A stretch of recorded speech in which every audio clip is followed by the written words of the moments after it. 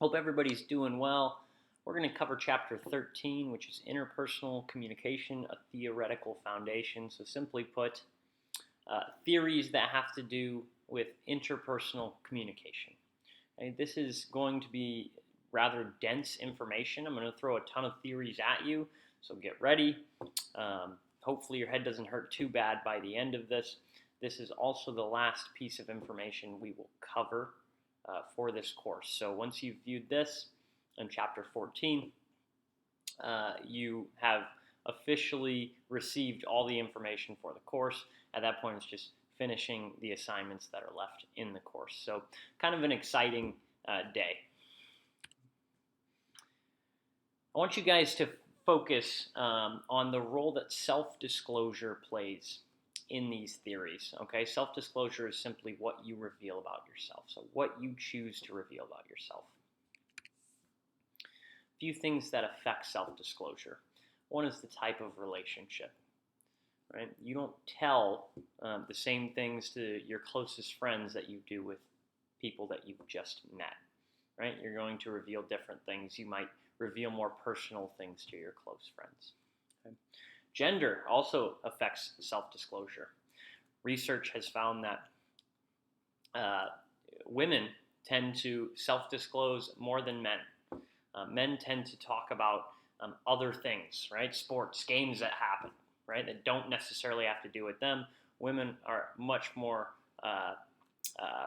likely to discuss their feelings and disclose things about themselves. This kind of plays a little bit into a stereotype as well. Right? A couple other things that affect self-disclosure. Culture. Right? Culture affects self-disclosure. Individualistic cultures tend to be very open when it comes to self-disclosure. Right? We're a very individualistic culture. Collectivistic cultures, on the other hand, tend to self-disclose less than individualistic cultures because, again, it's about the group, right? Collectivistic cultures is about the group. It's not about the individual. It's about whatever that group is, your family, a race, right? A political ideology, the country itself, right? So, again, culture affects self-disclosure. And then finally, context and the setting, right? The reason for the interaction. I've worked in the same office as my girlfriend for brief periods of time. And the way we communicate there and what I self-disclose to her there is much different than what I self-disclose outside of the office, right? And it should be that way, right? It should be that way. That's healthy. So why do we self-disclose? Well, 3 reasons. One is it's essential to form interpersonal relationships, right? How do you actually form a relationship with somebody if they don't know anything about you, and vice versa? The second reason is self-presentation. We actually are strategic in what we reveal to people. We reveal things to encourage people to perceive us a certain way, right? So if I want to be perceived as smart, right, I might reveal all the intelligent things that I've accomplished in my life, right? I might reveal that I teach at a community college, that I had 3-point whatever GPA, right? I might reveal that I had opportunities to get research published, right? Because I want people to view me as smart, right? So it's that self-presentation. If I want somebody to perceive me as athletic, right, or talented, I might talk about all the soccer accomplishments, right, that I've had over my lifetime, right? So again, we self-disclose things as a means of self-presentation. We're presenting ourselves to other people. Okay? And the final reason is catharsis, right, which really just refers to venting, right? And this is usually done with people who are closer to you, right? You self-disclose more personal things to your closer friends, right? And so if you're just venting things, right, you probably don't want to meet somebody, hey, nice to meet you, my name's Gabe, and start venting everything to them, right? So again, this is usually reserved for your friends or close friends. Okay. One more concept before I start throwing all these theories at you, okay? Rhetorical sensitivity. What is rhetorical sensitivity? It's taking into account the meaning of what you were saying before saying it and altering the delivery to encourage more positive response. Right? And it can be applied when open disclosure is harmful. I'm going to give you guys another fake example here. Right? I gave a couple fake examples back in chapter 14. I promise you this is not a real example. How do you think, if I noticed my girlfriend was eating 3 bags of chips a day, and I walked in the door and saw her eating a bag of chips, and I said, "What are you eating chips for? You're going to get fat." How do you think that would be perceived or received by her? What would her reaction be? First off, that's a terrible thought process, terrible thing to say. But I can almost guarantee she'd be incredibly hurt by that. Some girls might slap you for saying something like that. Right? Now, if I applied a little rhetorical sensitivity, I might be able to actually entirely alter that negative response into a positive response. Right? How do you think she might react if I said, "Hey, I noticed you've been eating a lot of chips lately, right? It's not the healthiest thing in the world. I want you to be around for a really long time. This is out of character for you. Is something going on?" Right? How do you think she might receive that? More positively than the other one, right? She might still receive it negatively, maybe. I don't know. I think she would receive it positively. But even if she were to still receive it negatively, it would be far less negative, right, than the first example I gave. Right? So rhetorical sensitivity can be a very valuable thing, right? And it can actually help you communicate through difficult topics. Okay, let's dive into the theories. Theory number 1 is uncertainty reduction theory. Okay? Uncertainty reduction theory states that when people meet, they like to reduce the amount of unknowns about each other. Simply put, people try to get to know each other when they meet each other. Right? Now, this theory suggests that there are 3 possible reasons people are trying to get to know each other. One is in anticipation of future interaction, meaning you think you are going to see that person again in the future. Right? Think if you went into a new job and you met a coworker who works very closely to you. You're probably going to interact in the future. So you're probably going to try to, at least surface level, get to know that person. Right? You're anticipating that future interaction. Reason number 2 is incentive, meaning that person has something that you want. They can give you something you want. Right? So if any of you are trying to get to know me better because I'm your instructor and you think I might give you an A if I like you, right? That would be incentive. I promise you I won't do that. Right? If I had the chance to meet the president, no matter who the president was, I would do it. Because it would be pretty valuable to know the president, be kind of a cool thing to say, right? Give you some level of maybe status. And also, if I can get to know them a little bit, they might be able to help me out in the future. They may be able to give me some valuable advice. They may be able to do me a favor down the road, right? So that'd be incentive, right? So that'd be the second reason people try to get to know each other. The third reason is deviance, which means that that person acts in a strange or unusual way, according to you. So I don't know if any of you have seen this show on Netflix, I Am a Killer. But I watched this show and I got kind of hooked on it. Right? The basis of the show is they go in to death row, right? People who are on death row, inmates on death row, they're going to be put to death. So they're generally murderers or serial killers. Right? And they interview these people and just give them a chance to tell their side of the story, maybe explain why they did what they did. And I was drawn in.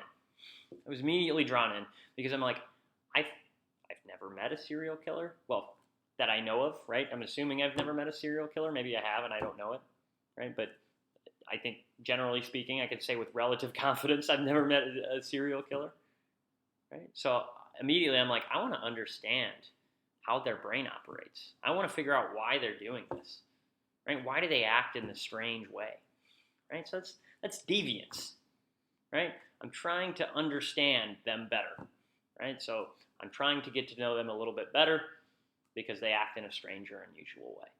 Okay.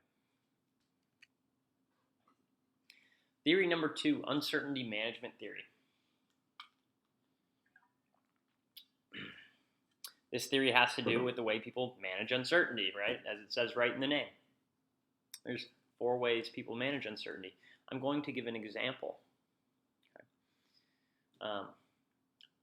It may not be a real example, right? Let's imagine I was diagnosed with cancer.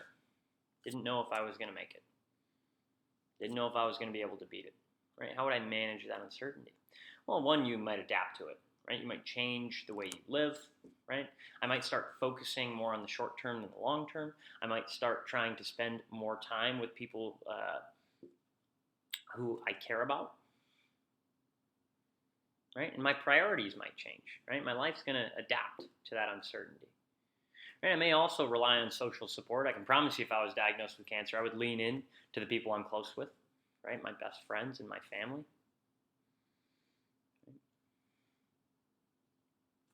This is bizarre, but this is a real example, actually. My girlfriend, one of her relatives, passed away of cancer.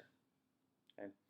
And we don't know this for certain, but it is thought that he actually knew he had cancer years prior,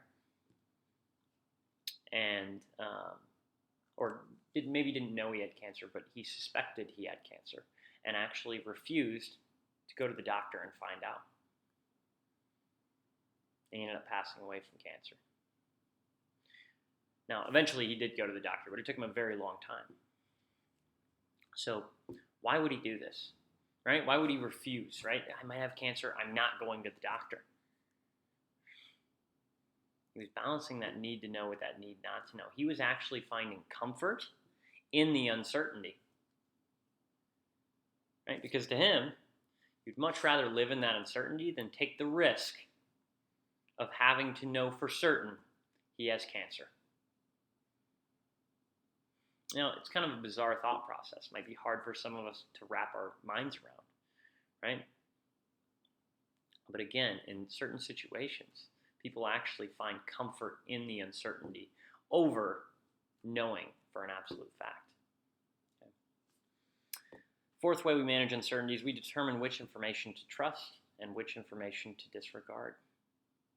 Imagine you saw two doctors, right?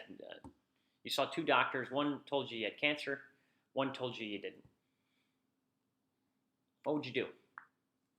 Well, you'd probably go get a third opinion, right? But let's assume for this scenario you can't. What would you do? Well, I would probably say, hey, where did you guys get your medical degrees from?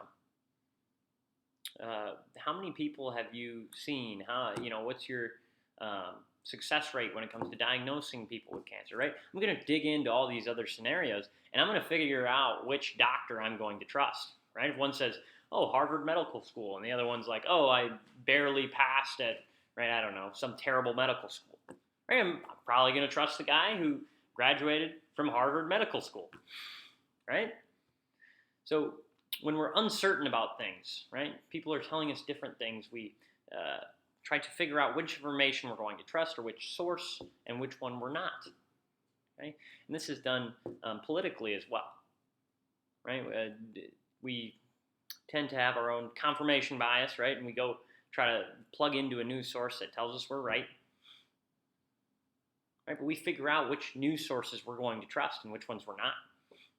Right? Think about it. Somebody who's on the left is probably not going to listen to Fox News. Just disregard the information. Right? Somebody on the right probably is not going to listen to CNN. Just disregard the information. Right? So again, when we're managing uncertainty, we determine which information to trust and which information to disregard. Okay. Theory number 3 is social information processing theory. We're going to say very surface level on this one. This theory suggests that electronic relationships grow based on the information people learn about each other and form impressions. So this theory has to do with people who have never met each other face to face. They've only ever communicated online. Okay? And again, the only way that relationship can grow is through self-disclosure, right? Learning information about each other and forming impressions.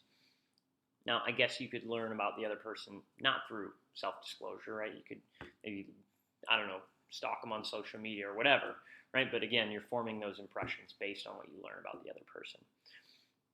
Something that goes along with this theory is this concept of hypercommunication, okay? Meaning constant communication. You're always communicating. What they found is that people who have never met in person, right? They have electronic relationships. They often hyper-communicate, meaning they actually will be communicating throughout the entire day, from the second they wake up to the second they fall asleep, right? And this is not necessarily typical in people who, relationships where people have actually developed the relationship in person. Okay, the next theory is social penetration theory. This has to do with the way communication becomes more personal in relationships over time. So really, communication becomes more personal the closer you get with somebody. And there's two concepts here, breadth and depth. I'm actually going to use the analogy of an onion for this theory. Okay, so an onion has layers, right? The outside layer is very large around, right? The next layer is, right, a little shorter around, a little shorter around, a little shorter around, okay? These concepts of breadth and depth. So I want you to imagine you meet someone for the first time. You are on the outside of the onion, okay? Breadth refers to how many topics you talk about with someone. Depth, very simply, refers to how in depth you go within that topic, right? So breadth, when you're on the outside of the onion, breadth, how big around is it? How many topics are talked about?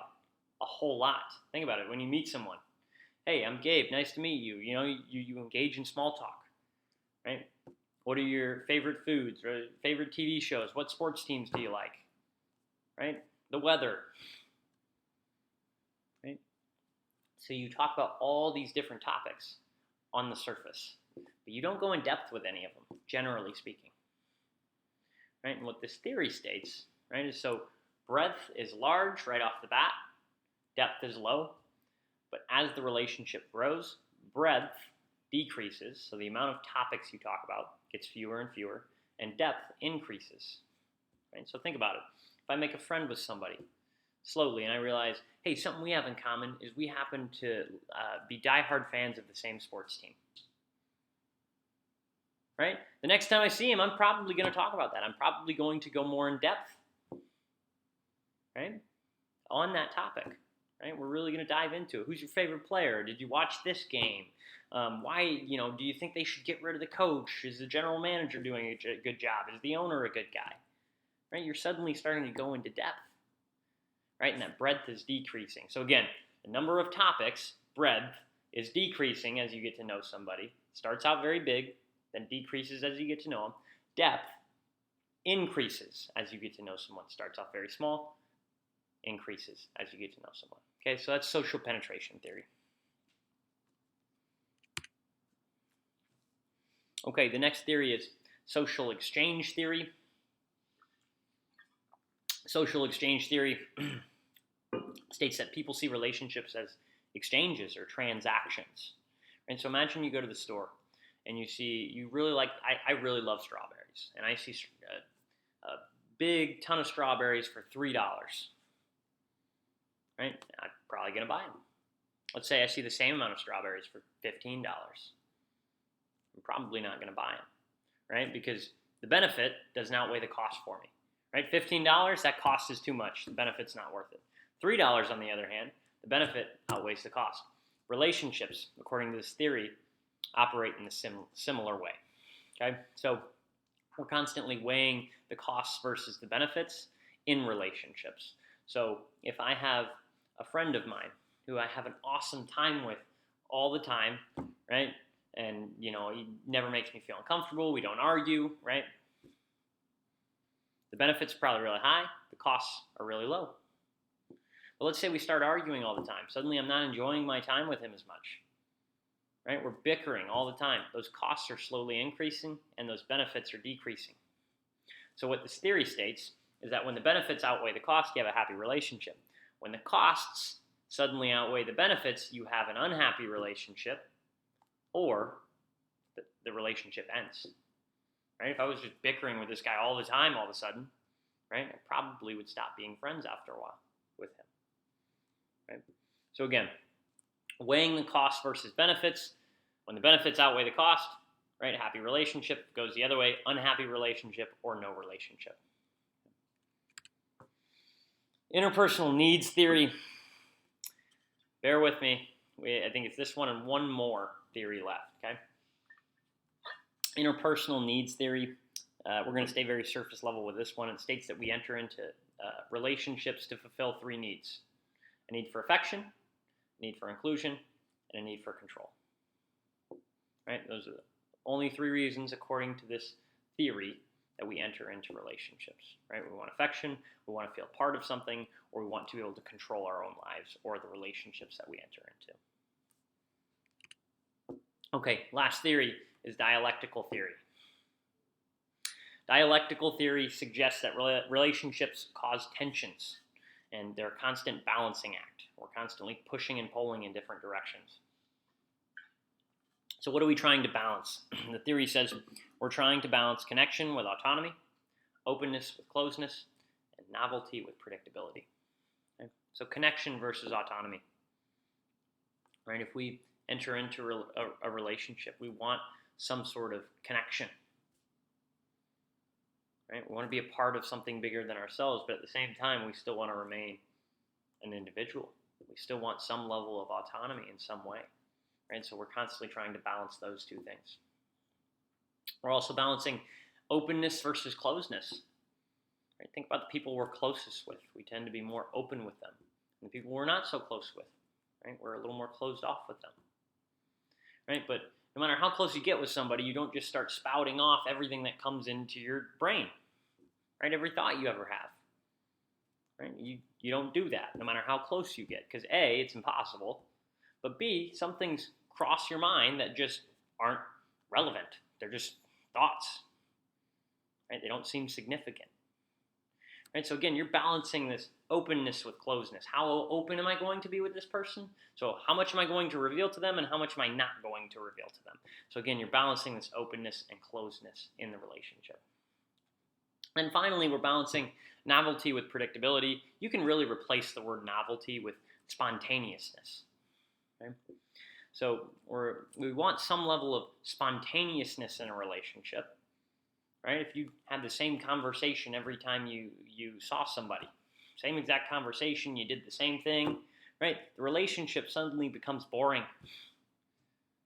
Right? So you want some level of variance, some level of spontaneousness, right? Something, you maybe couldn't quite see coming, right? Something that's exciting. But we also want some level of predictability. Imagine my girlfriend comes home and says, "Hey, I quit my job, I'm moving to New York, and then I'm going to travel the world." What do you think my reaction would be like?